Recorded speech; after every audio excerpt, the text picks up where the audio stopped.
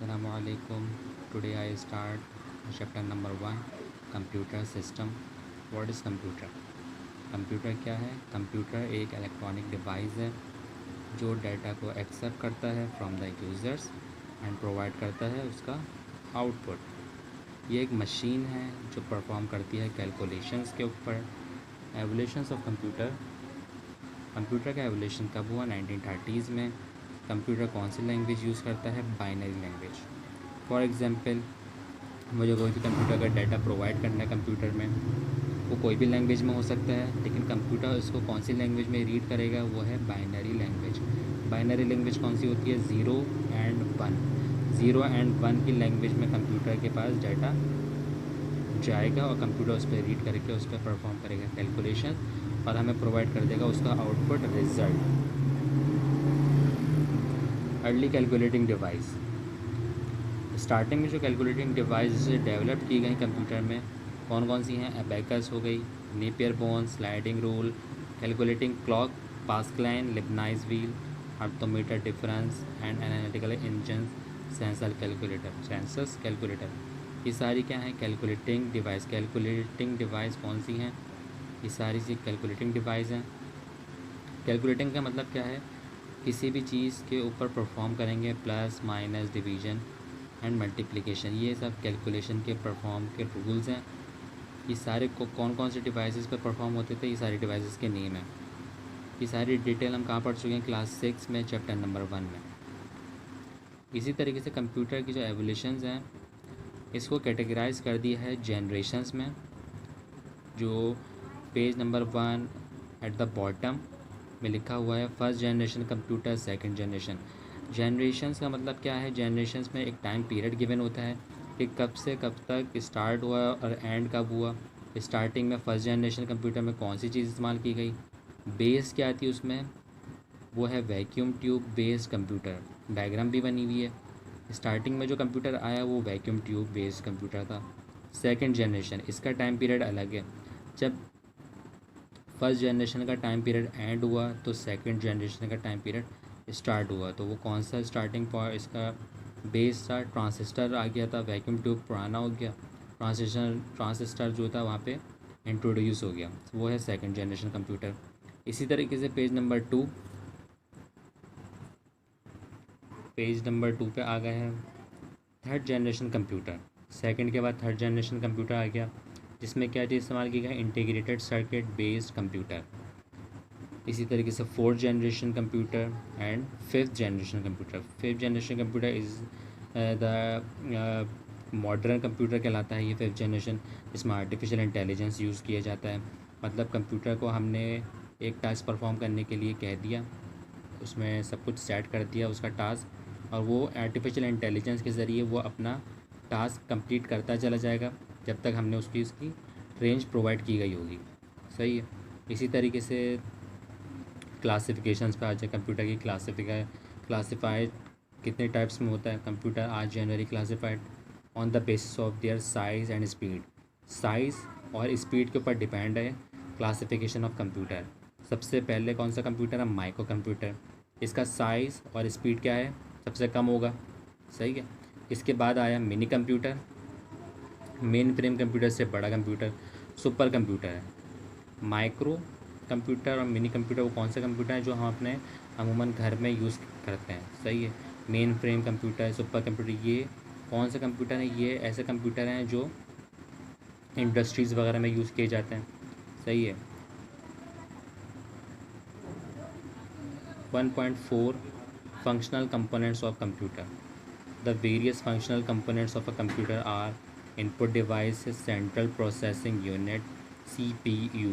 Central processing unit को हम क्या कहते हैं? CPU कहते हैं. Output device, storage device. ये एक लेबल हुआ है, चार्ट बना हुआ है. ये फंक्शनल कंपोनेंट्स ऑफ कंप्यूटर कहलाता है. अब यहाँ पे एक चीज़ इंपॉर्टेंट है जहाँ लिखा हुआ है remember the input and output device attach to a computer are called computer peripheral. Input device और आउटपुट डिवाइस अटैच हुई हुई होती हैं किससे? कंप्यूटर से. तो वो क्या कहलाता है? Computer peripheral. अभी हम पढ़ेंगे आगे इनपुट डिवाइसेस क्या होती हैं और आउटपुट डिवाइसेस क्या होती हैं. कंप्यूटर पेरिफेरल, कंप्यूटर पेरिफेरल हमने अभी पढ़ लिया। वो क्या है, इनपुट डिवाइस और आउटपुट डिवाइस अटैच होती हैं कंप्यूटर से, वो कहलाती है computer peripheral. Computer peripheral consist of hardware and software. अच्छा, हार्डवेयर क्या होता है और सॉफ्टवेयर क्या होता है? कंप्यूटर की वो डिवाइस जिसे हम टच कर सकते हैं, छू सकते हैं, वो कौन सी डिवाइस कहलाती हैं? वो हार्डवेयर डिवाइस कहलाती हैं। सही है, वो हार्डवेयर होता है कंप्यूटर का जिसे हम टच कर सकते हैं। इसी तरीके से कंप्यूटर में एक चीज़ होती है सॉफ्टवेयर। सॉफ्टवेयर को हम टच नहीं कर सकते, वो कंप्यूटर के अंदर ऐड हुआ हुआ होता है, कंप्यूटर के अंदर वो रन होता है। सही है, वो प्रोसेस किया जाता है, वो उसे हम छू नहीं सकते, तो वो उसे क्या कहलाएगा? वो सॉफ्टवेयर कहलाएगा। अब इनपुट डिवाइसेस कौन कौन सी हैं और इनपुट डिवाइसेस क्या क्या होती हैं? इनपुट डिवाइस, सबसे पहले तो क्या इनपुट डिवाइस का जो कॉन्सेप्ट है वो क्या है? वो ये है, input device are use to input data and instruction to the computer. The data can be in the form of text, numbers and images. इस डेफिनेशन से इस बात का तो पता चल गया कि इनपुट डिवाइस क्या है। इनपुट डिवाइस वो होती है जो हम कंप्यूटर को डाटा प्रोवाइड करते हैं। बहुत सारी फॉर्म्स में हो सकता है, इसमें लिखा हुआ है, फॉर एग्जांपल टेक्स्ट की फॉर्म में हो सकता है, नंबर्स की फॉर्म में हो सकता है, इमेजेस की फॉर्म में हो सकता है। ये सारी फॉर्म्स में डाटा हम उसको इनपुट कर सकते हैं। कौन कौन सी डिवाइस से इनपुट कर सकते हैं? सबसे बेसिक कौन सी, मोस्ट कॉमन डिवाइस कौन सी है कंप्यूटर की? कीबोर्ड। कीबोर्ड के ज़रिए बहुत सारी चीज़ें हम उसको प्रोवाइड कर सकते हैं। नंबर्स प्रोवाइड कर सकते हैं, अल्फ़ाबेट प्रोवाइड कर सकते हैं। सही है, ये कौन सी डिवाइस है? इनपुट। जो डाटा प्रोवाइड करते हैं कंप्यूटर को वो कहलाती है input device. Keyboard input device हो गई, माउस आपकी इनपुट डिवाइस हो गई। दो तरीके के माउस होते हैं, लाइट माउस होता है जिसमें एक लाइट जलती है, और एक होता है बॉल माउस होता है।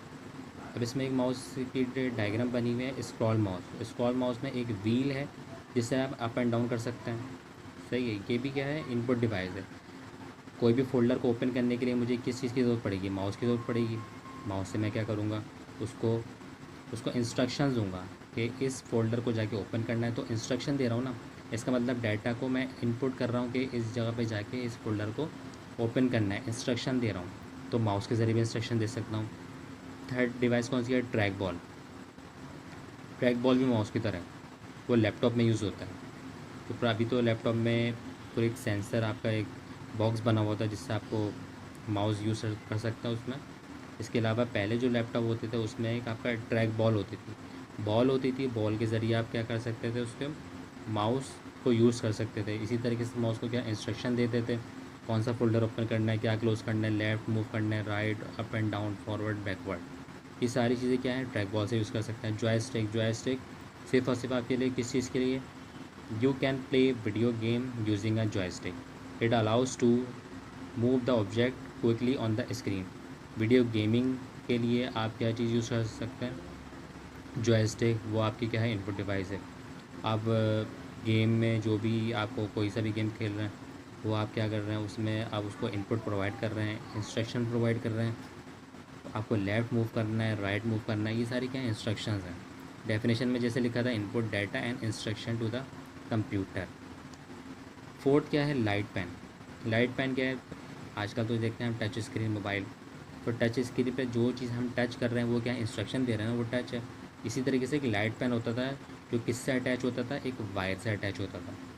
सही है, मॉनिटर पे कुछ भी आपको टच करना है, इंस्ट्रक्शन देनी है, वो आप पेन के ज़रिए इंस्ट्रक्शन दे सकते हैं। लाइट पेन का भी वर्किंग यही है। ये सारी चीज़ें क्या हैं कि इनपुट डिवाइसेस हैं। अभी हम बात कर रहे थे टच स्क्रीन। टच स्क्रीन में देखें page number 4, first paragraph, heading touch screen. Touch screen is an output device with a special monitor. पहले तो मॉनिटर में आप देखते थे कि टच स्क्रीन यूज़ कर रहे हैं, आप क्या मोबाइल में आप टच स्क्रीन यूज़ कर रहे हैं। तो जो जगह पे आप टच कर रहे हैं वो चीज़ क्या कर रहे हैं? आप उसको इंस्ट्रक्शन डाटा प्रोवाइड कर रहे हैं, तो वो इस चीज़ को जाके परफॉर्म कर रहा है, तो वो क्या है? इनपुट डिवाइस है। स्कैनर हो गया, स्कैनर भी एक इनपुट डिवाइस है। कोई भी आपके पास टेक्स्ट फॉर्म में कोई पेज पे आपको कुछ लिखा हुआ है, लेकिन कंप्यूटर उसको रीड नहीं कर सकता। रीड कैसे करेगा? जब तक वो डिजिटल फॉर्म में कन्वर्ट नहीं होगा तो कंप्यूटर को वो चीज़ समझ में नहीं आएगी। तो स्कैनर क्या है, इनपुट डिवाइस है। इस स्कैनर के ज़रिए मैं उस पेज को, उस पिक्चर को स्कैन करके कंप्यूटर के डिजिटल फॉर्म में कन्वर्ट करूँगा, सही है। उसके बाद जाके कंप्यूटर उसको अंडरस्टैंड कर सकेगा। तो ये भी चीज़ क्या है, इनपुट दिया कंप्यूटर को, उसने रीड करा, परफॉर्म करा, उसका आउटपुट शो कर दिया। नेक्स्ट कौन सा है, OCR। इसकी एब्रीविएशन क्या है, optical character reader. The OCR software drafts the text in the scan image and store it as a text file. इसका काम क्या है, ये इमेज को स्कैन करेगा, स्कैन करने के बाद किस में स्टोर करेगा, टेक्स्ट फाइल में। तो ये भी क्या है, आपकी इनपुट डिवाइस है जो आपको इंस्ट्रक्शन इनपुट दे रहा है कंप्यूटर को, स्कैन कर रहा है इमेज को और कन्वर्ट किस में कर रहा है, टेक्स्ट फाइल में। OCR optical character reader. Next OMR optical mark reader. Mark reader, optical mark reader ये बेसिकली यूज़ होता है मल्टीपल चॉइस क्वेश्चन, मतलब MCQs को चेक करने के लिए। इसमें लिखा हुआ है optical mark reader OMR is an output device. ये एक आउटपुट डिवाइस है दैट कैन स्कैन करता है and identify a specific type of mark. Specific type of mark, कोई ख़ास किस्म का एक पॉइंट, डॉट या कोई पेन और इंक, उसको ही क्या करेगा, स्कैन करेगा। Type of mark made with a special pencil और ink. OMR is use to check the objective multiple choice question MCQ। अब फॉर एग्ज़ाम्पल कि मैंने कोई टेस्ट देने गया, सही है, 50 MCQs हैं, वहाँ पे 1000 ऑफ स्टूडेंट्स हैं।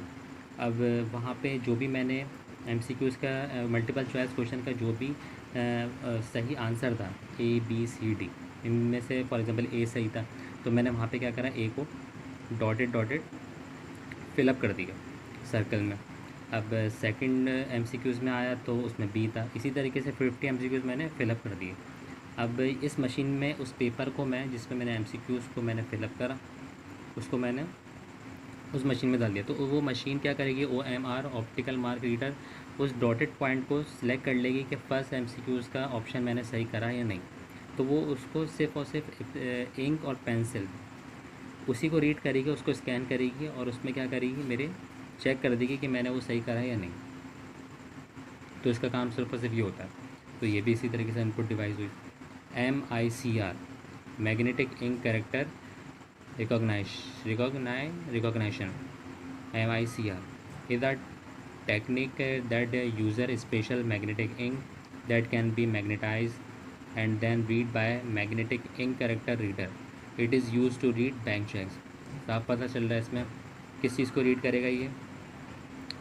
OCR के रीड कर रहा था इमेज को एंड इसको स्टोर कर रहा था टेक्स्ट फाइल में।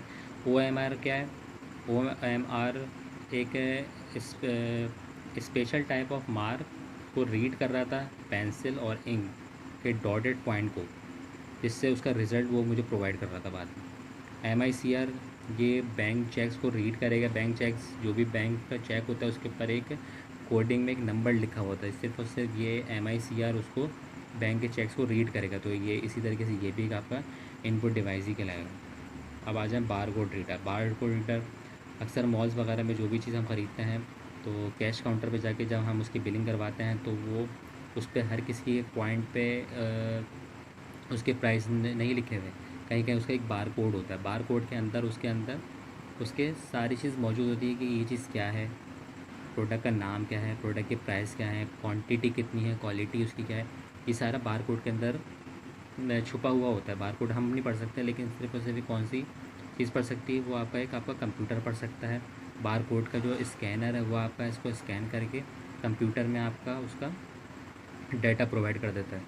तो ये क्या है, ये भी एक इनपुट डिवाइस है जो कंप्यूटर को डाटा प्रोवाइड करता है। अब आ जाइए microphone. Microphone is an input device that converts human voice into electrical signal which are passed on to the CPU. Microphone भी क्या है, इनपुट डिवाइस है, कन्वर्ट्स करती है ह्यूमन वॉइस। मेरी वॉइस को कन्वर्ट करके इलेक्ट्रिकल सिग्नल्स में कन्वर्ट कर दे, तो वो कौन सी डिवाइस है, वो माइक्रोफोन है। ये भी एक इनपुट डिवाइस है। कहाँ पास करती है वो, CPU के अंदर। डिजिटल कैमरा हो गया। डिजिटल कैमरा में क्या होगा, फ़ोटोग्राफ्स को हम क्या करेंगे, उसको क्लिक करेंगे। क्लिक करने के बाद जब हम उसको कंप्यूटर में डालेंगे तो कंप्यूटर उसको रीड कर लेगा। कंप्यूटर में मैंने उस चीज़ को क्या कर दिया, इनपुट कर दिया। ये भी एक इनपुट डिवाइस है। तो बहुत सारी इनपुट डिवाइसेस आपके पास आ गई। डिजिटल कैमकॉर्डर, इसमें क्या करेंगे, इसमें क्लिक नहीं करूँगा, इसमें मैं उसकी रिकॉर्डिंग करूँगा, वीडियो की रिकॉर्डिंग। वीडियो जब रिकॉर्ड करूँगा तो उसमें ऑडियो भी रिकॉर्ड हो जाएगी, वीडियो भी रिकॉर्ड हो जाएगी। किस फॉर्म में, डिजिटल फॉर्मेट के अंदर।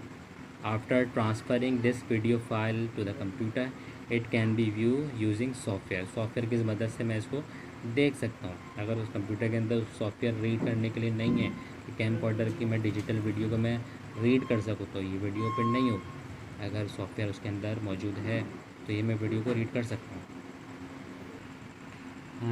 लास्ट क्या है, MIDI device, musical instrument digital interface. इसमें आपको क्या दिख रहा है, कंप्यूटर दिख रहा है और आपको साथ में इसके क्या है, म्यूज़िकल इंस्ट्रूमेंट अटैच हुआ हुआ है कंप्यूटर के साथ। MIDI is a system designed to transmit information between electronic musical instrument and the computer. A MIDI musical keyboard can be attached to a computer and allow a performer to play music that is captured by the computer system as a sequence of notes. ये क्या है, ये भी एक input device है। जिस तरीके से कीबोर्ड आपके पास एक इनपुट डिवाइस है, वो आपको टेक्स्ट प्रोवाइड करेगा, नंबर प्रोवाइड करेगा। इसी तरीके से MIDI डिवाइस क्या है, म्यूज़िकल इंस्ट्रूमेंट डिजिटल इंटरफेस। ये आपके साथ कंप्यूटर के साथ अटैच हुआ हुआ है। फॉर एग्ज़ाम्पल आप म्यूज़िकल इंस्ट्रूमेंट को वहाँ पे प्ले करेंगे तो वो उसके जो नोट्स, सीक्वेंस ऑफ नोट्स हैं, वो नोट्स वो आपका इनपुट हो गया, इनपुट चला गया कंप्यूटर के पास। कंप्यूटर उसको फिर रीड कर सकता है, कैप्चर कर सकता है। तो ये भी इसी तरीके से एक इनपुट डिवाइस है जो इंस्ट्रक्शन और इनपुट प्रोवाइड कर रही है। अब जितनी अभी हमने डिवाइसेस पढ़ी वो सब क्या है, इनपुट डिवाइसेस। इनपुट डिवाइसेस जब हम कंप्यूटर को कुछ भी चीज़ प्रोवाइड करेंगे, डाटा देंगे, इंस्ट्रक्शन देंगे, वो चीज़ तो हो गई इनपुट।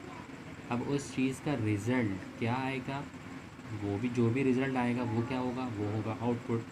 तो वो आउटपुट के ज़रिए हमें शो होगा। फॉर एग्ज़ाम्पल मैंने इनपुट दिया 5 + 6 = तो इसका क्या रिज़ल्ट आएगा, तो इसका जो भी रिज़ल्ट आएगा वो क्या होगा, मेरे पास आउटपुट होगा। तो आउटपुट होगा तो आउटपुट की भी कोई डिवाइसेस मौजूद होंगी ना। तो वो डिवाइसेस कौन कौन सी हैं, अब वो हम पढ़ेंगे। आउटपुट डिवाइस वो सारा डाटा जो हमें आउटपुट के ज़रिए शो हो जाए कंप्यूटर पे, तो वो क्या है, आउटपुट डिवाइस है। जो भी मैंने डाटा दिया, फॉर एग्ज़ाम्पल 5 + 6 = 11, तो इसका आउटपुट क्या आएगा, 11। वो मुझे कहाँ पे शो होगा, वो मुझे वॉल पे तो शो होगा नहीं, वो तो मुझे कंप्यूटर की स्क्रीन पे शो होगा। कंप्यूटर स्क्रीन क्या होगी, LCD भी हो सकती है, मॉनिटर हो सकता है। तो ये कौन सी डिवाइस है, ये है आउटपुट डिवाइस, जहाँ पे मुझे उसका आउटपुट शो हो जो मैंने उसको इनपुट किया था टेक्स्ट फॉर्म में, इमेज फॉर्म में, या कोई भी इंस्ट्रक्शन। सही है। तो ये सारी चीज़ क्या होगी, ये जिस चीज़ पे मैंने इनपुट दिया था वो इनपुट डिवाइस, जहाँ मुझे उसका रिज़ल्ट शो हो रहा है वो क्या है, output device. Monitor is also called VDU। VDU form किस चीज़ को बोलेंगे, video visual display unit. Monitor को क्या कहते हैं, विजुअल डिस्प्ले यूनिट भी कहते हैं। जहाँ पे मुझे क्या होगा, आउटपुट उसका शो होगा जो भी मैंने उसका इनपुट दिया। इसी तरीके से नेक्स्ट आउटपुट डिवाइस क्या है, printer. Printer is another commonly use output device that is use to print a document, picture etcetera. कोई भी पिक्चर को मैंने प्रिंट करना है, डॉक्यूमेंट को प्रिंट करना है ऑन द पेपर। कोई भी पिक्चर मौजूद है कंप्यूटर के अंदर, मुझे उसको शो करना है पेपर के ऊपर, तो मुझे आउटपुट आ जाएगा उसका। तो वो कौन सी डिवाइस के ज़रिए आउटपुट आएगा, वो है प्रिंटर। इसी तरीके से नेक्स्ट क्या है, speaker. Speaker produce the audio output of recording voice. कोई भी सॉन्ग हो सकता है, कोई भी मेरी वॉइस रिकॉर्ड हो सकती है। उस रिकॉर्ड को सुनने के लिए मुझे एक आउटपुट डिवाइस की ज़रूरत है जो उसका आउटपुट मुझे सुनाई दे। किस चीज़ से सुनूंगा, स्पीकर से सुन सकता हूँ। एक्सटर्नल स्पीकर्स हो सकता है, हेडफोन स्पीकर, हैंड्स फ्री हो सकता है। ये सारा क्या आउटपुट डिवाइस जिससे मैं उसका रिज़ल्ट ले सकूँ, सुन सकूँ। या देख सकूँ, देखूँगा कैसे, प्रिंटर के ज़रिए, मॉनिटर के ज़रिए, सुनूँगा कैसे, स्पीकर के ज़रिए। इसी तरीके से एक डिवाइस है प्रोजेक्टर, ये भी एक आउटपुट डिवाइस है। हार्डवेयर डिवाइस, ये सारी क्या है, एक तरीके से हार्डवेयर तो डिवाइसेस हैं। कीबोर्ड भी हार्डवेयर डिवाइस है, माउस भी हार्डवेयर डिवाइस है, और मॉनिटर, प्रिंटर, हेडफ़ोन, ये सब चीज़ें क्या हैं, इन सब चीज़ों को मैं छू सकता हूँ। ये सारी चीज़ें कंप्यूटर के साथ अटैच हो सकती हैं। ये कोई सॉफ्टवेयर नहीं है, ये हार्डवेयर डिवाइसेस हैं। हार्डवेयर डिवाइसेस के अंदर भी दो कैटेगराइज आ गई, इनपुट अलग आ गई, आउटपुट अलग आ गई। प्रोजेक्टर भी एक हार्डवेयर डिवाइस है और आउटपुट डिवाइस भी है।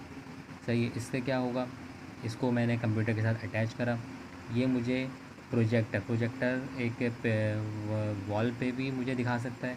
प्रोजेक्टर के ऊपर मुझे कंप्यूटर की स्क्रीन को शो कर सकता है। फॉर एग्ज़ाम्पल सिनेमा है, वहाँ पे एक प्रोजेक्टर है, मूवी मैंने उस पर मैंने प्ले कर दी, तो वो मूवी मुझे कंप्यूटर स्क्रीन पे शो नहीं हो रही, अब वो मुझे एक पूरी वॉल पे शो हो रही है प्रोजेक्टर के ज़रिए।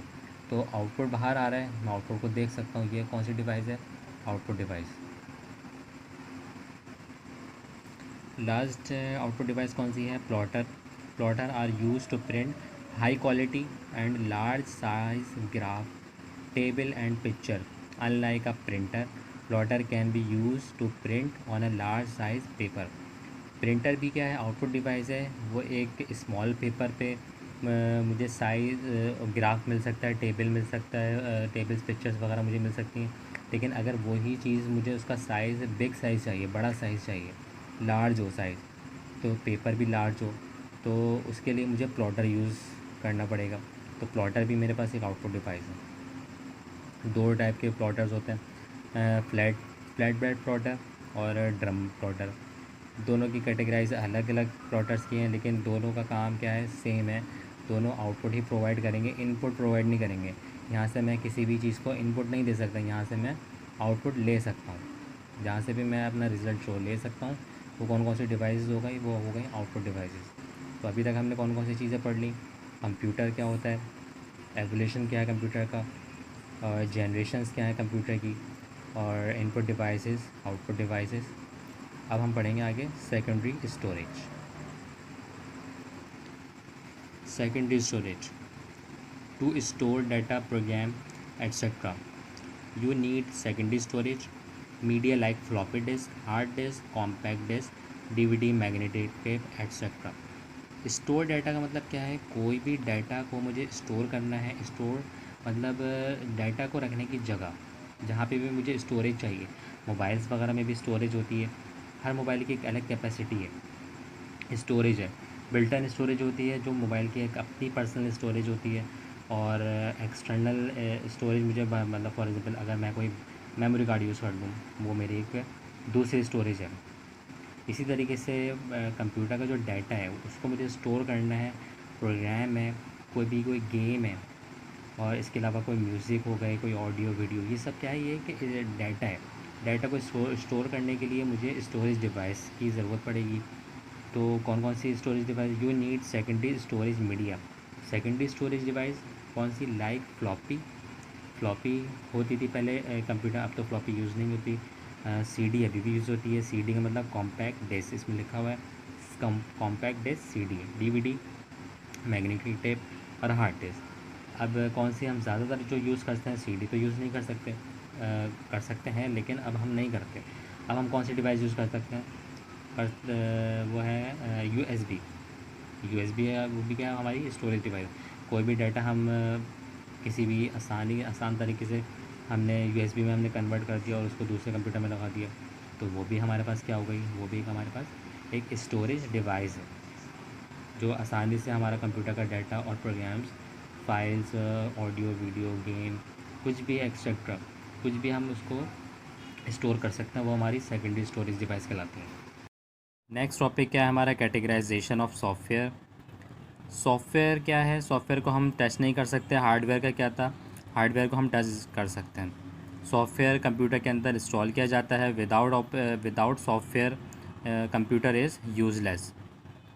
नंबर 1 क्या है, सिस्टम सॉफ्टवेयर, और नंबर 2 क्या है, एप्लीकेशन सॉफ्टवेयर। सिस्टम सॉफ्टवेयर के अंदर सर नंबर 1 है ऑपरेटिंग सिस्टम। ऑपरेटिंग सिस्टम क्या है, an operating system is a software which acts N interface between user and computer. User and computer के बिटवीन एक इंटरफेस क्रिएट करता है operating system, it is an important component that control all other components of the computer system. जितने भी computer के अंदर components attach हुए हुए हैं उन सबको कंट्रोल करता है operating system. Without operating system a computer is useless. Operating system अगर मौजूद नहीं है कंप्यूटर के अंदर तो कंप्यूटर वो क्या है, वो यूज़लेस है। Some of the commonly use operating system, common operating system में क्या आ रहा है, window XP, DOS, Unix etcetera. अगर कंप्यूटर के अंदर विंडोज़ ही मौजूद नहीं है तो वो कंप्यूटर कैसे ओपन होगा, कैसे हम उसको यूज़ कर सकते हैं। तो ये क्या है, operating system. Number 2, compiler, it is a language translator that translate the high level language program into the machine language. High level language program को कन्वर्ट करता है किसमें, मशीन लैंग्वेज में। ये एक ट्रांसलेटर है। It converts the entire program in one go and reports all the error of the program. ये जितने भी प्रोग्राम्स के अंदर एरर है इसकी रिपोर्ट्स देता है कि कहाँ कहाँ पे एरर है। कंपाइलर के ज़रिए हम उस एरर का पता लगा सकते हैं। नंबर 3 क्या है, utilities. Utilities are those application program that assist a computer by performing simple function like backing up disk और स्कैनिंग, क्लीनिंग वायरस और arranging file and folder etcetera. Utilities का काम क्या है, वो काम करती है बैकअप करती है डाटा को। फॉर एग्ज़ाम्पल अगर मेरा डाटा इरेज हो जाए तो उसका मैं पहले क्या करूँगा, यूटिलिटीज़ में जाके उसका बैकअप मैं उसका रेडी कर लूँगा, ताकि अगर मेरा जितना भी डाटा लॉस हो जाता है तो उसका बैकअप मौजूद होगा। स्कैनिंग, क्लीनिंग वायरस को क्लीन कर सकता हूँ, अरेंज कर सकता हूँ फाइल्स एंड फोल्डर्स को etcetera. They ensure smooth functioning of a computer. इसके ज़रिए कंप्यूटर मेरा स्मूथ रन कर सकता है। ये सारी चीज़ें कहाँ पे आ गई हैं, हमारी सिस्टम सॉफ्टवेयर में। अब पढ़ेंगे हम एप्लीकेशन सॉफ्टवेयर। कंप्यूटर को रन करने के लिए सिस्टम सॉफ्टवेयर की नीड थी। अब उस सिस्टम सॉफ्टवेयर के अंदर मुझे अपनी मर्ज़ी का कोई भी सॉफ्टवेयर चाहिए। फॉर एग्ज़ाम्पल अगर मुझे वर्ड पे मुझे कुछ एप्लीकेशन लिखनी है, मुझे कोई लेटर या कोई डॉक्यूमेंट, तो उसके लिए मुझे एक अलग सॉफ्टवेयर की नीड है। तो सिस्टम सॉफ्टवेयर के अंदर जो सॉफ्टवेयर इंस्टॉल किया जाएगा वो कौन सा सॉफ्टवेयर है, वो है application software. Application software is a program necessary to carry out operation for a specified task. कोई भी स्पेसिफाइड टास्क को परफॉर्म करने के लिए मुझे एप्लीकेशन सॉफ्टवेयर चाहिए। अब इसमें एप्लीकेशन सॉफ्टवेयर्स के नेम लिखे हुए हैं और उसके एग्जांपल्स भी है। नंबर 1 कौन सा है, वर्ड प्रोसेसर। वर्ड प्रोसेसर में MS वर्ड आ जाता है।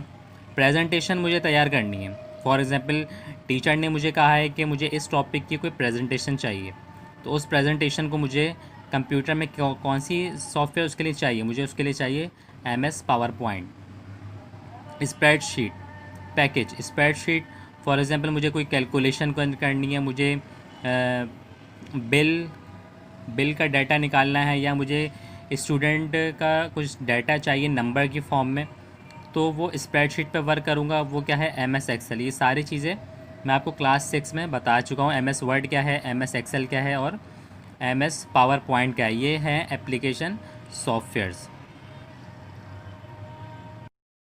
अब नेक्स्ट टॉपिक है 1.7 computer network and communication. Computer के hardware, softwares, input device, output device, ये सारी चीज़ें पढ़ चुके हैं। अब कंप्यूटर के अंदर मज़ीद चीज़ें ऐड होती चली जाएंगी। अब कौन सी चीज़ ऐड हो रही है, वो है कंप्यूटर के साथ नेटवर्क एंड कम्युनिकेशन। नेटवर्क क्या है, नेटवर्क फॉर एग्ज़ाम्पल हमारे पास एक कंप्यूटर है, उसमें इनपुट डिवाइसेस अटैच हैं, आउटपुट डिवाइस अटैच हैं, उसके अंदर सॉफ्टवेयर इंस्टॉल हुए हुए हैं। अब उसमें मैंने नेटवर्क लगा दिया। नेटवर्क क्या है मेरा, फॉर एग्ज़ाम्पल इंटरनेट अटैच भी हुआ हुआ है। तो इंटरनेट के ज़रिए, नेटवर्क के ज़रिए कम्युनिकेशन किस तरीके से की जा सकती हैं। सबसे पहले इसमें देखेंगे, नेटवर्क कंसिस्ट ऑफ 2 और more computer link together for sharing resources such as printer, exchange file और अलाउ इलेक्ट्रॉनिक कम्युनिकेशंस। नेटवर्क के ज़रिए 2 और मोर, 2 या 2 से ज़्यादा कंप्यूटर एक साथ अटैच किए जा सकते हैं, जिसके ज़रिए शेयर कर सकते हैं रिसोर्सेज। कौन सी उन्हें चाहिए, प्रिंटर हो सकता है, एक्सचेंज फ़ाइल कर सकते हैं उसमें, और इलेक्ट्रॉनिक कम्युनिकेशन, किसी से बातचीत कर सकते हैं। The computers on a network may be linked through cables, telephone lines, radio wave, satellite और infrared light beams. ये सारे कंप्यूटर के साथ जो भी लिंक अटैच हैं उनमें केबल्स हो सकता है, इंटरनेट केबल्स, टेलीफोन के लाइंस हो सकती हैं कंप्यूटर के साथ अटैच। ये सारा वर्क क्या है, ये नेटवर्क के ऊपर डिपेंड करता है। इसके ज़रिए हम क्या कर सकते हैं, कम्युनिकेट कर सकते हैं एक दूसरे के साथ। रेडियो वेव्स के ज़रिए भी कम्युनिकेट किया जा सकता है, रेडियो पे सैटेलाइट्स मौजूद हैं और इंफ्रारेड लाइट बीम्स हैं। ये सारा वर्क क्या है, कंप्यूटर के साथ मौजूद है। इसमें एक डायग्राम है, computer link in a network. बीच में एक नेटवर्क है, उसके साथ लिंक्ड हुआ है क्या है, वो सारे डिफरेंट टाइप्स के कंप्यूटर्स अटैच्ड हैं। कंप्यूटर नेटवर्क के कुछ नुकसानात भी हैं, फ़ायदे भी हैं, जिसमें सबसे पहले हम इसके क्या देखेंगे, advantages of computer network. Networking of computer is a basic need of today's world. Let us study the advantages of computer networking. Basic सी नीड्स हैं, आजकल हर जगह कंप्यूटर नेटवर्क हर किसी के पास मौजूद है। इसके फ़ायदे क्या हैं, एडवांटेजेस देखेंगे। स्पीड नंबर 1 में है, क्या लिखा हुआ है, स्पीड। स्पीड का मतलब क्या है, तेज़। Sending and receiving files in a computer network save time and is more convenient. Convenient के आगे क्या है, compare to file send manually. Speed बहुत तेज़ी से हम किसी को भी सेंड कर सकते हैं फाइल्स एंड रिसीव भी कर सकते हैं कंप्यूटर नेटवर्क के ज़रिए। इससे हम क्या चीज़ सेव करेंगे, अपना time. Number 2, cost efficient. Individually license copies of many popular softwares. कुछ सॉफ्टवेयर ऐसे हैं जो बहुत ज़्यादा पॉपुलर हैं, उनका लाइसेंस जो मतलब उसकी जो ओरिजिनल सॉफ्टवेयर कहलाते हैं, एक डुप्लीकेट सॉफ्टवेयर एक ओरिजिनल सॉफ्टवेयर्स होते हैं, कि जो उसका ओरिजिनल सॉफ्टवेयर के लाइसेंस होते हैं वो बहुत ज़्यादा कॉस्टली होते हैं। अगर मेरे पास एक नेटवर्क पे वो सारे सॉफ्टवेयर मौजूद हैं, इसको मैं शेयर कर सकता हूँ, storing the software on a file server and then make it available to the other computer connecting to it save money. जितने कंप्यूटर मेरे साथ नेटवर्क पे अटैच हुए हुए होंगे, मैं उसको वो फाइल्स वो सॉफ्टवेयर्स मैं दे सकता हूँ, और उससे क्या चीज़ मैं सेव करूँगा, उसके पैसे मैं सेव कर सकता हूँ। मतलब मुझे बार बार उसको परचेज़ करना नहीं पड़ेगा। नंबर 3 पे क्या है, सिक्योरिटी है। Sensitive files and programs on a network can be protected by password. मेरे पास कुछ फाइल्स मौजूद हैं, कुछ प्रोग्राम्स मौजूद हैं जो मैं किसी के साथ वो उसको शेयर करना नहीं चाहता, तो उसमें मैं क्या कर सकता हूँ, उसको प्रोटेक्ट कर सकता हूँ, किसके ज़रिए, पासवर्ड के ज़रिए। उसमें सिक्योरिटीज़ लगा सकता हूँ।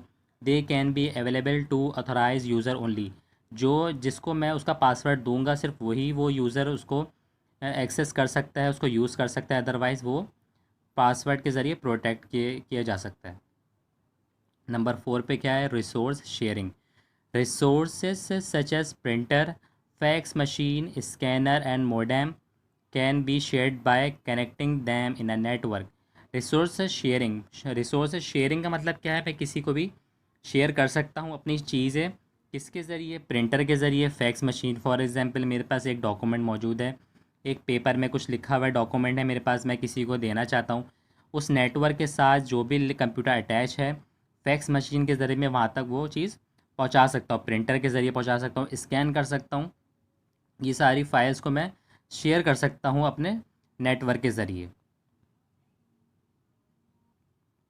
अब पढ़ेंगे डिसएडवांटेजेस ऑफ नेटवर्क। पहले एडवांटेजेस देख लिए, क्या क्या फ़ायदे थे, अब उसके कुछ ना कुछ नुकसानात भी ज़रूर मौजूद होंगे। नंबर 1 क्या है, if the server develop a fault then user may not be able to run the application programs and chances of data loss increase. अगर मेरे पास सर्वर की तरफ से कोई फॉल्ट आ जाता है, नेटवर्क में कोई भी फॉल्ट आ गया, तो मैं क्या करूँगा, मैं उस एप्लीकेशन को रन नहीं कर सकता प्रोग्राम का, क्योंकि आगे से मेरे पास फॉल्ट आ गया है। तो उसके ज़रिए मेरे पास क्या होगा, चांसेस ऑफ डाटा क्या हो जाएगा, लॉस इंक्रीज़, बढ़ जाएगा, कि मेरे पास जितना भी डाटा है उसके चांसेस बढ़ जाएंगे कि वो लॉस ना हो जाए मेरे पास। तो ये भी क्या है, डिसएडवांटेजेस है।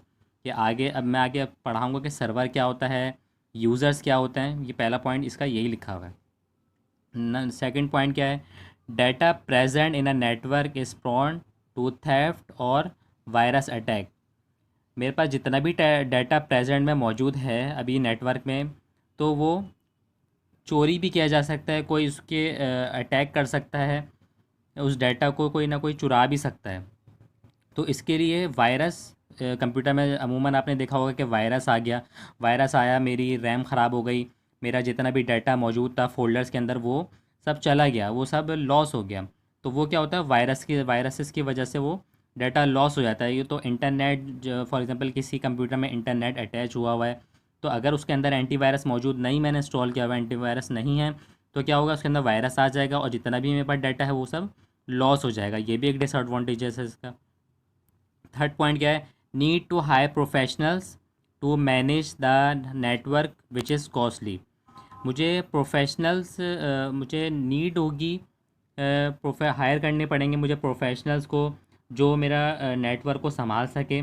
तो उसकी कॉस्ट क्या होगी, ज़्यादा भी कॉस्ट होगी उसकी।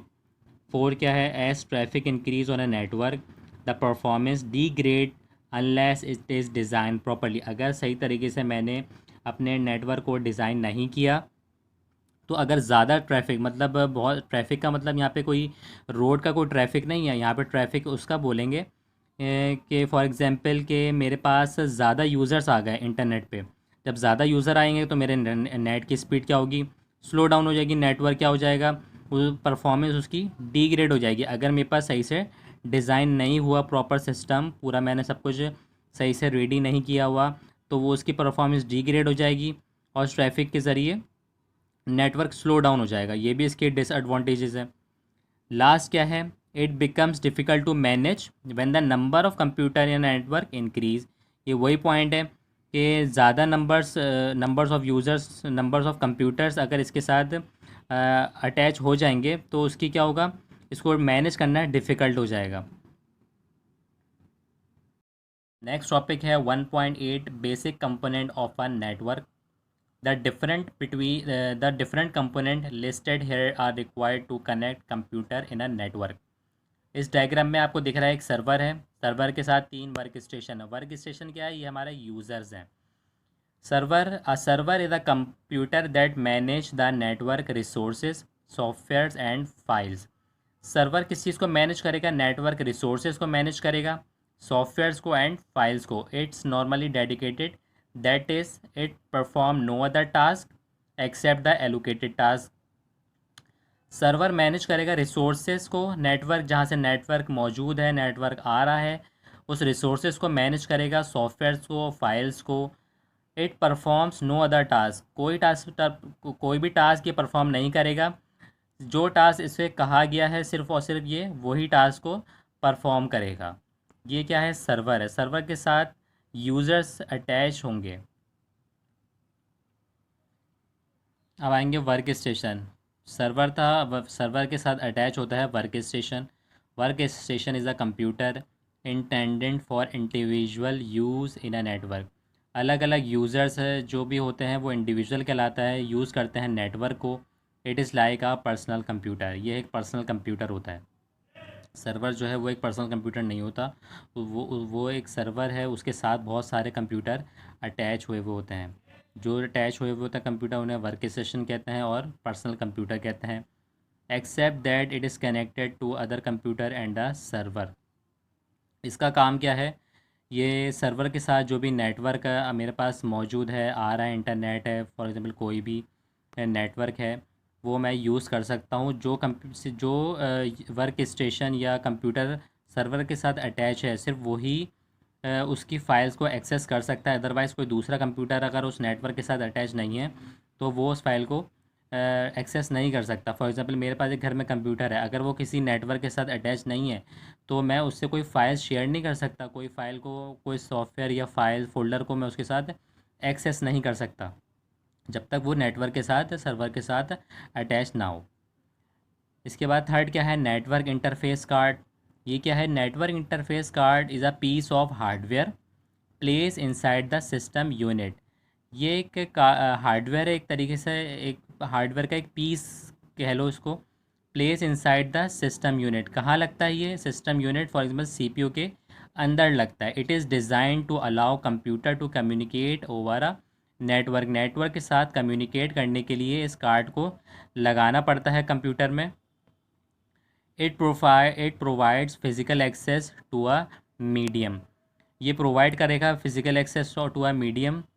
इसके ज़रिए मैं क्या कर सकता हूँ, नेटवर्क को यूज़ कर सकता हूँ। अगर मेरे पास ये नेटवर्क इंटरफेस कार्ड उसके अंदर कंप्यूटर में नहीं लगा हुआ तो कम्युनिकेट नहीं कर सकता नेटवर्क को। सही है। तो और 1 2 3 4 हाँ, चौथी चीज़ इसमें क्या है, ट्रांसमिशन चैनल्स। ट्रांसमिशन चैनल का टॉपिक आगे भी है, पहले हम इसकी डेफिनेशंस को देख लेते हैं। Each computer in a network is connected through transmission channel. Her computer network के साथ ट्रांसमिशन चैनल के ज़रिए कनेक्ट किया जा सकता है। अगर ट्रांसमिशन चैनल क्या है, ये वायर्स होंगे, वायर्स के बारे में पढ़ेंगे। These channels can be wired और वायरलेस। ये चैनल वायर के साथ भी अटैच हो सकते हैं, वायरलेस भी हो सकते हैं। Data is exchange between computer in a network using these channels. जो भी डाटा एक्सचेंज होगा कंप्यूटर के साथ नेटवर्क से, वो इस चैनल के ज़रिए एक्सचेंज किया जाएगा। सेकंड पैराग्राफ क्या है इसका, the wired channels can be cables like twisted pair. जो भी वायर्ड चैनल हैं, वायर मतलब जो हमारे पास वायर होता है, वो वायर चैनल्स में कौन कौन सा आ गया, केबल्स हो गया, like twisted pair. Twisted pair क्या है, इसके एक आगे डायग्राम्स मौजूद है। आई थिंक पेज नंबर 12 या 13 पे इसकी डायग्राम है ट्विस्टेड पेयर की। कोएक्सेल, फाइबर ऑप्टिक्स एट्सेट्रा, ये सारे वायर के नेम्स हैं जो सब आपने देखे हुए हैं।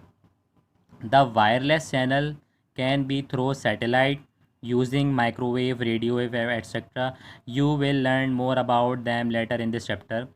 ये अभी आगे चैप्टर, जब मैं आगे टॉपिक पे जाऊंगा तो इसमें डिटेल में पढ़ूंगा ट्रांसमिशन चैनल्स के बारे में। तो वहाँ मैं आपको बताऊंगा कोएक्सियल वायर क्या है, ट्विस्टेड पेयर वायर क्या है, ये सब आपको पता है। जब आगे मैं इसकी डायग्राम्स में आपको दिखाऊंगा तो आप समझ जाएंगे ये वायर्स कहाँ पे यूज़ किए जा सकते हैं। नेक्स्ट टॉपिक क्या है, 1.9 types of network.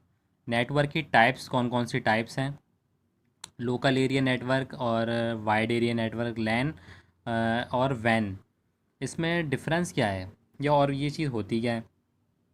For example आपके घर में इंटरनेट लगा हुआ है, तो वो जो नेट है वो है आपका जहाँ से वो केबल के थ्रू आ रहा है, जिस पोल पे भी उसकी डिवाइस, फॉर एग्ज़ाम्पल बाहर से वो नेट का एक तार आ रहा है, तो वो तार जो भी नेटवर्क वहाँ से आपके पास मौजूद है, वो क्या चीज़ कहलाएगी, वो कहलाएगा आपका वैन, wide area network. Wide area network से आपके पास वो इंटरनेट एक्सेस हो रहा है, आपके पास आ रहा है, वो आके आपके एक डिवाइस में लग गया। राउटर डिवाइस कहलाती है, मॉडेम डिवाइसेस होती हैं, तो वो आपके डिवाइस में लग गया। अब आपकी डिवाइस के अंदर 4 पोर्ट्स मौजूद होती हैं, जिससे आप उसको अटैच कर लेते हैं अपने कंप्यूटर के साथ, तो वो हो गया लैन। लैन की पोर्ट्स कहलाती, वो 3 पोर्ट्स भी हो सकती हैं, वो 4 पोर्ट भी हो सकती हैं, वो आपकी डिवाइस के ऊपर डिपेंड करता है। एक तार आता है आपका बाहर से इंटरनेट का, वो है वैन का, वाइड एरिया नेटवर्क से वो तार आ रहा है। सही है। अब वो वायर आपका अटैच हुआ हुआ है राउटर से, मॉडेम वायर डिवाइस से, इंटरनेट की, जो घर में मौजूद है, और उसके ज़रिए जितने भी कंप्यूटर मैं चला सकता हूँ अपने घर में। फॉर एग्ज़ाम्पल उसके ज़रिए मैं अपने घर में 3 पीसीस मौजूद हैं, 3 पीसीस के अंदर मैंने वो डिवाइस से तार वायर को अटैच करके मैंने उस कंप्यूटर में लगा दिया, तो वो मेरा कहलाएगा लैन, लोकल एरिया नेटवर्क। तो ये इसका एक मेन डिफरेंस है कि लैन नेटवर्क क्या है और वैन नेटवर्क क्या है। लैन जो है वो ज़्यादातर स्कूल्स में यूज़ होता है, ऑफिसेस में, होम्स में। और इसके अलावा वाइड एरिया नेटवर्क जो वैन है, वो ज़्यादातर ग्लोबल एरिया में ज़्यादा यूज़ हो सकता, वो होता है। वो जितने भी घर में वो वायर्स जा रहे हैं, जो ज़्यादातर जो ग्लोबली ग्लोबली जितना भी कवरिंग कर रहा है, वो वैन कवर कर रहा है। हर घर में जो इंटरनेट का एक वायर जा रहा है, वो एक वैन नेटवर्क कहलाता है। उसके ज़रिए हम लोकल एरिया नेटवर्क को हम उसमें कन्वर्ट कर देते हैं। अब इसके बाद जो थर्ड चीज़ है वो है क्लाइंट सर्वर आर्किटेक्चर है।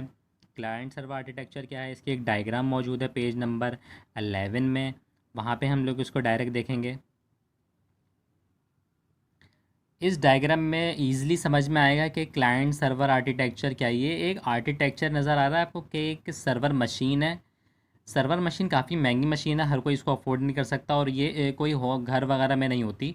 ये ज़्यादातर बैंक्स में होती है, ये ऑफिसेस में होती है ये मशीन। क्यों? इसके साथ अलग अलग इसके क्लाइंट्स मौजूद होते हैं जिसके साथ ये अटैच हुआ हुआ है। तो ये क्या है, इसके हम पैराग्राफ पढ़ेंगे। Client server network can be utilise by desktop computer and laptop. Laptop computer पे चलता है ये सर्वर। सर्वर के साथ जो भी क्लाइंट हैं वही इस सर्वर के यूज़र्स कहलाएंगे, वही इसके क्लाइंट्स कहलाएंगे। एग्जाम्पल क्या है? An example of client server is when you try to access your bank accounts from a computer. एक कंप्यूटर के ज़रिए मैं अपने बैंक अकाउंट को एक्सेस कर सकता हूँ। सर्वर है उसका मैं क्लाइंट हूँ। और a client program in your computer forward to request to the server at the bank. The server access the data of the specific account and send it back to the client. कोई भी information जो मेरे पास मेरे account की मौजूद है वो मेरे सर्वर उसको एक्सेस कर सकता है। सर्वर के साथ जितने भी मेरे साथ कंप्यूटर मौजूद हैं, जितने भी अटैच हैं, तो वो उसका एक आर्किटेक्चर बना हुआ है ये पूरा डायग्राम में। सर्वर के साथ मेरे साथ क्लाइंट्स मौजूद हैं, और क्लाइंट में कौन क्लाइंट क्या है, एटलीस्ट कोई एक पर्सन तो नहीं है ना। क्लाइंट में मेरे पास लैपटॉप और कंप्यूटर अटैच हुआ हुआ है जिसके ज़रिए मैं उसको यूज़ कर सकता हूँ। अपनी किसी भी टाइप की इंफॉर्मेशन हो सकती हैं ऑफिस की, बैंक्स की, मैं उसको एक्सेस कर सकता हूँ। ये इसका एक टॉपिक था। इसके बाद नेक्स्ट टॉपिक क्या है? Peer to pair architecture. इसमें भी डायग्राम में सबसे अच्छा मुझे ये मैं समझा सकता हूँ और आपको समझ में आएगा। डायग्राम देखें कि पेयर टू पेयर आर्किटेक्चर क्या है। इसमें एक स्टार बना हुआ है और इसके साथ अलग अलग वर्क स्टेशन के कंप्यूटर अटैच हुए हुए हैं। इसमें कोई सर्वर नहीं है। इसमें सब कंप्यूटर, सब वर्क स्टेशन का काम जो है वो इक्वल है, उसकी रिस्पॉन्सिबिलिटीज़ और कैपेबिलिटीज़ सब उसकी इक्वल इक्वल हैं। पहले जो क्लाइंट और सर्वर था उसमें एक सर्वर था, उसके क्लाइंट्स थे बहुत सारे, और सबको हैंडल जो कर रहा था, और क्लाइंट्स को वो एक सर्वर हमारा हैंडल कर रहा था। यहाँ पे कोई सर्वर नहीं है, सबकी जो कैपेबिलिटीज़, सबकी जो वर्किंग है वो सेम है। और इस डायग्राम में आप देख रहे हैं कि एक प्रिंटर मौजूद है। कोई एक वर्क स्टेशन के साथ प्रिंटर मौजूद है, तो इसका मतलब ये नहीं है जिसके साथ वो प्रिंटर अटैच हुआ हुआ है तो वही उसको एक्सेस या उसको वर्क कर सकता है, उसको यूज़ कर सकता है। नहीं, अगर फॉर एग्जांपल एक के साथ वो प्रिंटर मौजूद है तो वो जितने work station, pair to pair architecture अगर नेटवर्क उसका बना हुआ है, क्रिएट हुआ हुआ है, तो दूसरा कंप्यूटर भी उस प्रिंटर को मैं यूज़ कर सकता हूँ। फॉर एग्जांपल जो प्रिंटर उसके साथ अटैच है, उसके बराबर वाला जो कंप्यूटर है वो भी उस प्रिंटर को यूज़ कर सकता है। उसके बराबर वाला जो वर्क स्टेशन है वो भी उस प्रिंटर को यूज़ कर सकता है, एक्सेस कर सकता है। उसके अंदर कोई डॉक्यूमेंट की फ़ाइल है, कोई एप्लीकेशन है, कोई लेटर है, कोई भी डॉक्यूमेंट है, उसको अगर उसमें मुझे उसका प्रिंट चाहिए, हार्ड कॉपी चाहिए, तो मैं उस प्रिंटर को मैं यूज़ कर सकता हूँ।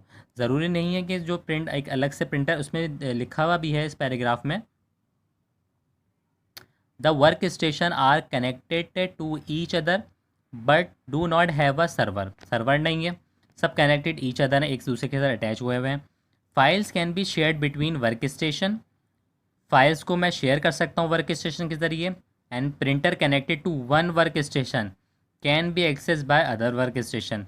कोई एक वर्क स्टेशन के साथ प्रिंटर अटैच है और उसको मैं दूसरे वर्क स्टेशन से एक्सेस कर सकता हूँ। तो ये इसका एक प्रोसेस है, पूरा एक इसका अमल है। दो एक अलग अलग डिफरेंस है क्लाइंट सर्वर आर्किटेक्चर का, पेयर टू पेयर आर्किटेक्चर का। ये पूरा नेटवर्क की टाइप में आ जाएगा। नेक्स्ट टॉपिक है नेटवर्क टोपोलॉजी 1.10। 1.10 में नेटवर्क टोपोलॉजी टॉपिक है the physical arrangement of cables, computer and other peripheral devices forming a network is known as topology. Physical arrangement of cables. Cables क्या है? जो भी हमारे पास वायर है, केबल है, वो computer and other peripheral devices से बन के एक नेटवर्क क्रिएट कर रहा है, वो टोपोलॉजी कहलाता है। इस डायग्राम में नंबर 1 में जो लिखा हुआ है बस टोपोलॉजी। तो बस क्या है? स्ट्रेट बस है, लाइन आ रही है, एक वायर आ रहा है आपका, जो भी टर्मिनेटेड लिखा हुआ है डायग्राम में आप देख रहे हैं।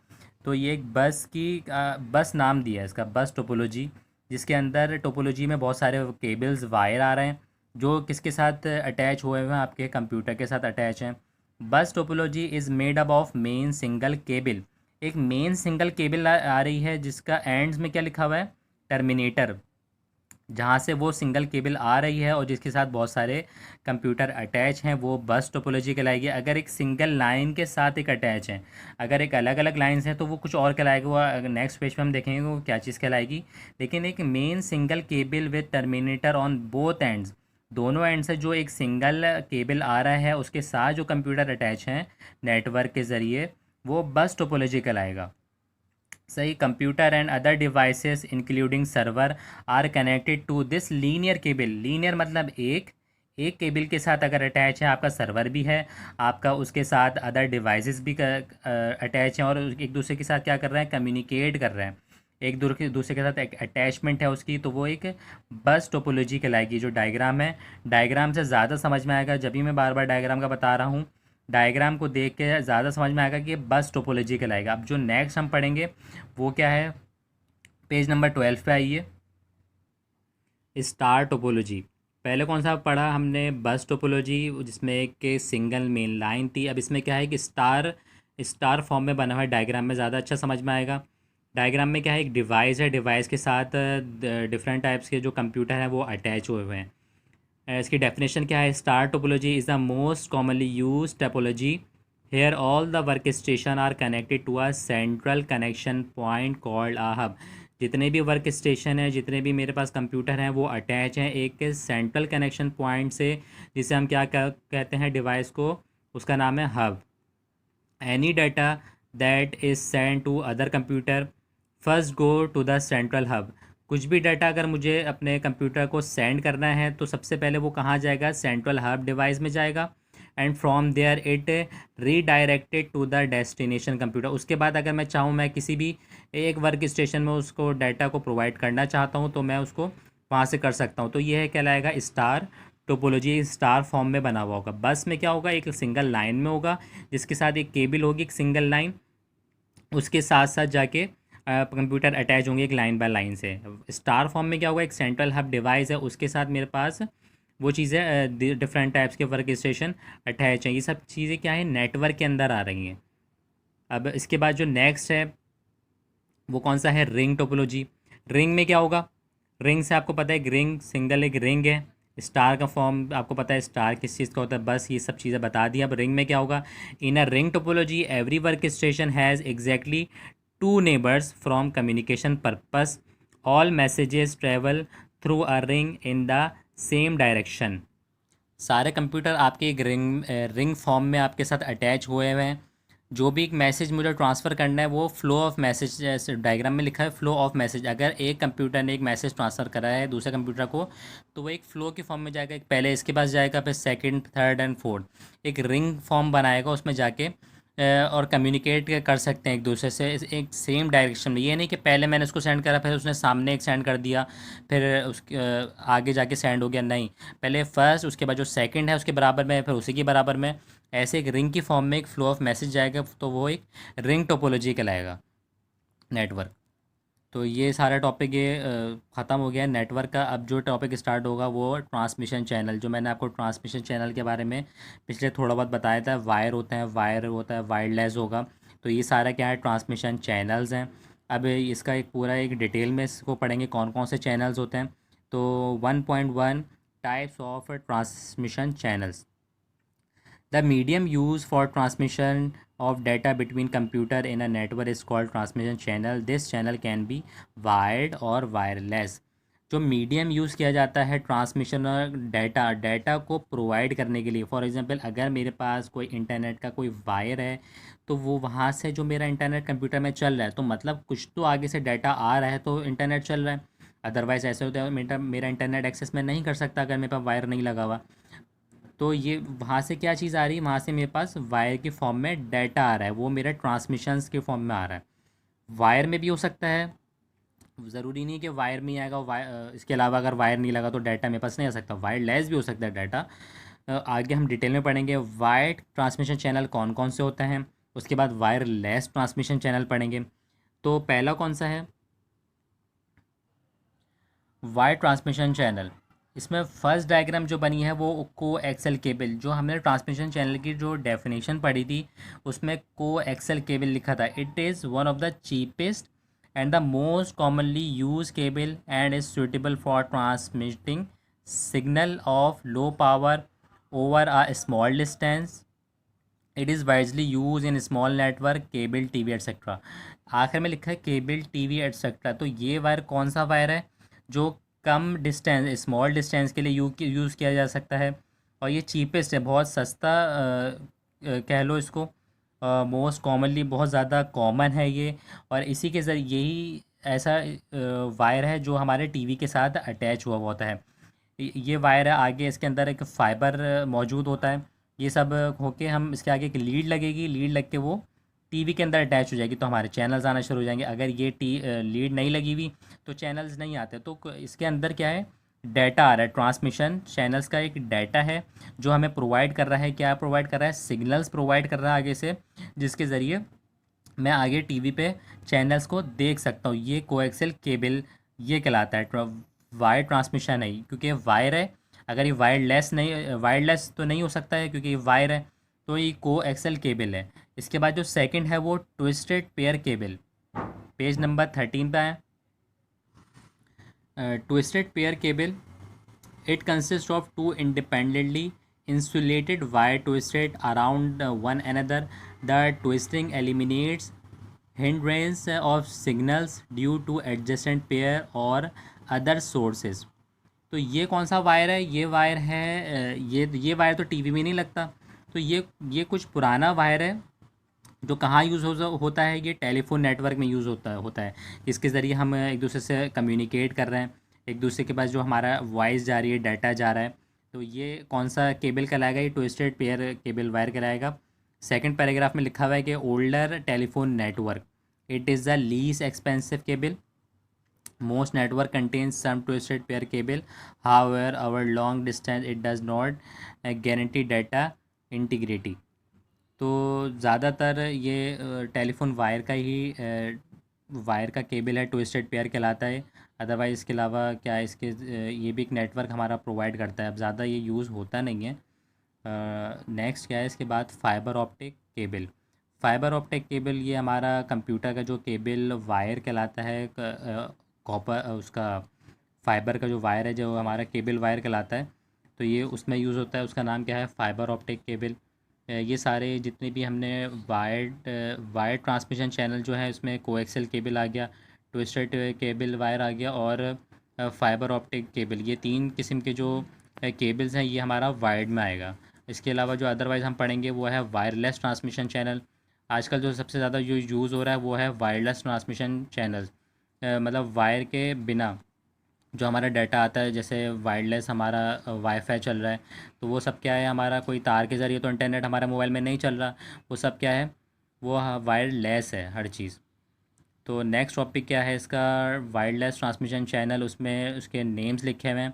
Remote control and electronic devices हो गई, ये सब वायरलेस है। रिमोट कंट्रोल कार्स हो गई, सेल फोन्स हो गए जो रिमोट वो वायर्स के लेस हैं, वायर से लेस हैं। इसके अलावा थर्ड क्या है, wireless networking, wireless computer device like mouse keyboard. कुछ माउस अब ऐसे हो गए जो कंप्यूटर के साथ हमें अटैच करने की ज़रूरत नहीं है, वो सिर्फ वायरलेस हैं। कीबोर्ड्स भी ऐसे हैं जो वायरलेस है, सिर्फ हमने उसका जिस तरीके से वाईफाई का पासवर्ड हम डाल के हम इंटरनेट एक्सेस कर सकते हैं अपने मोबाइल में, इसी तरीके से कीबोर्ड की भी सेटिंग्स होती हैं, उसके एक सॉफ्टवेयर डाउनलोड करने पड़ते हैं। उसके ज़रिए क्या होता है, फिर हमारा वो माउस या कीबोर्ड जो है वो हम कंप्यूटर के साथ उसमें हम उसका डाटा प्रोवाइड कर सकते हैं, उसको यूज़ कर सकते हैं, वो वायरलेस हैं। सैटेलाइट कम्युनिकेशन तो होती ही वायरलेस है, उसके साथ कोई तार अटैच नहीं होते। तो आज आगे जो उसकी जो डेवलपमेंट हो रही है ज़्यादातर चीज़ों की, वो स्मॉल होती चली जा रही है। उसके साथ हमें पहले क्या होता था, बहुत सारे तार होते थे हर चीज़ के, अब हर चीज़ वायर से लैस हो चुकी है। ब्लूटूथ हो गया, माइक्रोवेव हो गया, ये सब चीज़ें क्या है, वायरलेस ट्रांसमिशन चैनल्स में आ गए। ब्लूटूथ के ज़रिए क्या हो सकता है, हम बहुत सारा डाटा एक मोबाइल से दूसरे मोबाइल में हम क्या कर सकते हैं, ट्रांसफ़र कर सकते हैं। और इससे इसके साथ मुझे कोई अटैच करने की ज़रूरत नहीं पड़ती, कि जैसे मुझे माउस इनपुट डिवाइसेस में जैसे बहुत सारी डिवाइसेस ऐसी हैं जो मुझे कंप्यूटर के साथ अटैच करनी पड़ती हैं। इसी तरीके से अब नेक्स्ट पेज पे देखेंगे, पेज नंबर 14 पे। इसी तरीके से माइक्रोवेव में भी यही है। Microwave is the most commonly used wireless transmission medium and is spread widely across the world. पूरे वर्ल्ड में ये सबसे ज़्यादा कॉमन है। Most of the wireless access point and wireless device work on microwave communication. This communication medium is not only cost effective but widely use in cellular communication as well. ये cost effective है, मतलब इसकी इतनी ज़्यादा cost नहीं है, और ये पूरे वर्ल्ड में सबसे ज़्यादा कॉमन यूज़ है। जो वायरलेस है, ज़ाहिर सी बात है अब आगे जितना भी हमारी वर्किंग है, जितनी भी चीज़ें इंट्रोड्यूस हो रही हैं नई नई चीज़, तो वो वायरलेस कम्युनिकेशंस ही आ रही हैं। ब्लूटूथ में उसके ब्लूटूथ हर किसी को यूज़ करना आता है। क्या चीज़ है ब्लूटूथ? ये सारी चीज़ें अपनी हमारी MP3 फाइल्स हो गई, ऑडियो वीडियो पिक्चर्स वगैरह हमें ब्लूटूथ के ज़रिए अब जो आगे नई चीज़ें आ गई हैं वो क्या है, हम ब्लूटूथ ज़्यादातर यूज़ नहीं करते।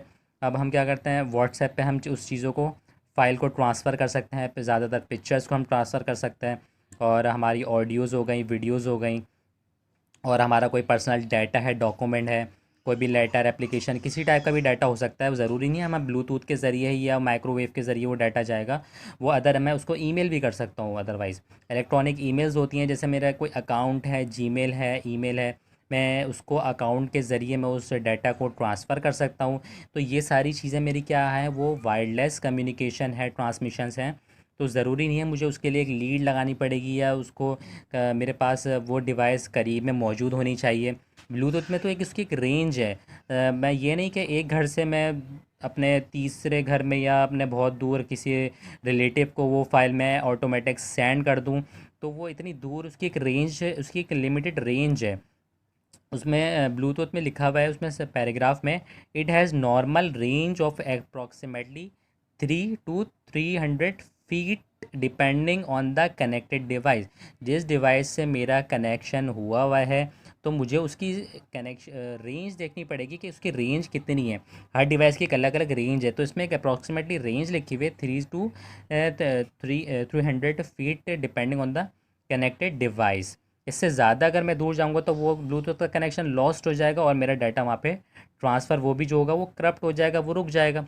तो अब इसके बाद जो इलेक्ट्रॉनिक ईमेल जो इंट्रोड्यूस हुआ है, वो उसके लिए मुझे ये नहीं कि मैं एक कमरे से दूसरे कमरे में, मतलब इसकी कोई रेंज नहीं है लिमिटेड। जो मैं इंटरनेट के ज़रिए मैं उसको यूज़ करूँगा, उसकी रेंज बहुत ज़्यादा दूर तक हो सकती है। मतलब एक कंट्री से दूसरी कंट्री तक वो जा सकता है, उसकी कोई लिमिटेड रेंज नहीं है।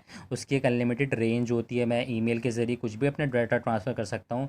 वाईफाई के ज़रिए अपना, मेरा व्हाट्सएप है, व्हाट्सएप हम यूज़र्स हैं, यूज़र्स के ज़रिए हम सारा अपना डाटा ट्रांसफ़र कर सकते हैं। तो ये सारी चीज़ें हैं। नेक्स्ट पेज पे एक डायग्राम बनी है, वेरियस ब्लूटूथ एनेबल डिवाइसेस। इसमें यही है कि कौन कौन सी डिवाइसेस अटैच हो सकती है उसके साथ, ब्लूटूथ के साथ। मेरा पर्सनल कंप्यूटर, लैपटॉप हो गया, डिजिटल कैमरास हो गए, मतलब बहुत सारी चीज़ें हैं जो ब्लूटूथ के साथ एनेबल होके उसका एक नेटवर्क क्रिएट कर सकती है। बहुत सारी डिवाइसेस उसके साथ अटैच हो सकती हैं और अपना डाटा को ट्रांसफ़र कर सकती है। अब इंफ्रारेड क्या है? इंफ्रारेड हम हर घर में ही मौजूद है ऑलमोस्ट। और इसका यूज़ कैसा है? यूज़ ये है कि infrared is one of the most primitive form of wireless communication. It is basically suitable for short distance communication. ये जो है इंफ्रारेड, ये बहुत दूर तक डिस्टेंस को ये कवर नहीं कर सकता, शॉर्ट डिस्टेंस कम्युनिकेशन कर सकता है। फॉर एग्जांपल टेलीविज़न है एंड रिमोट कंट्रोल। टेलीविज़न और रिमोट कंट्रोल का जितना भी आपस में जो कनेक्शन है, वो एक शॉर्ट है, इतनी ज़्यादा दूर तक उसकी एक रेंज नहीं होती है। रिमोट से अगर मुझे कोई चैनल को चेंज करना है, तो वो कौन सी रेज़ है जो जो आके उसको डाटा को बता रही है कि ये वाला चैनल लगाना है। फॉर एग्ज़ाम्पल मेरा चैनल 10 है, मुझे डायरेक्ट वो 20 चैनल पे जाना, तो मैंने 20 उस पर प्रेस करा, वो जाके 20 पे चला गया। तो ये इंफ्रारेड रेज़ होती हैं जो उसको कंट्रोल करती हैं हमारी टेलीविज़न रिमोट के ज़रिए टेलीविज़न को। तो ये इसकी सबसे बड़ी की एग्जांपल है कंट्रोल करने की, इंफ्रारेड उसकी। और इसकी एक रेंज है, रेंज मतलब ये कि शॉर्ट डिस्टेंस है। हर टीवी की एक अलग रेंज हो सकती है, डिफरेंट टाइप्स ऑफ उसके वर्जन्स होते हैं रिमोट्स के, टीवीज़ के। हर किसी के एक अलग अलग रेंज मौजूद है, लेकिन इसमें लिखा हुआ है कि शॉर्ट डिस्टेंस। ज़्यादा कोई ज़्यादा डिस्टेंस करेंगे तो वो उसको कैच नहीं कर सकता उसके सिग्नल्स को, तो उसके सिग्नल्स को कैच करने के लिए हमें इंफ्रारेड रेस की ज़रूरत पड़ेगी और उसके लिए शॉर्ट डिस्टेंस नीड करेगा। आई होप कि आप लोग को ये सारा चैप्टर जो मैंने आपको समझाया पढ़ाया है तो उसको समझ में आएगा। इसके बाद इसके क्वेश्चन आंसर्स हैं, ट्रू फॉल्स देखिएगा, फिल इन द ब्लैंक्स देखिएगा। तो जितना भी मैंने टॉपिक को कवर करा है इसमें जब आप उसके ट्रू फॉल्स को देखेंगे तो सारे होपफुली कि आप वो उसके कर सकते हैं, उसको फिलअप कर सकते हैं। और इसके बाद इसके जो क्वेश्चन आंसर हैं मैं उसके क्वेश्चन आंसर का जो काम है वो भी बता दूंगा किस तरीके से करना है। इजाज़त दीजिए। Thank you. अगर आपको ये सारी चीज़ें समझ में आई तो ओके, अल्लाह हाफ़िज़।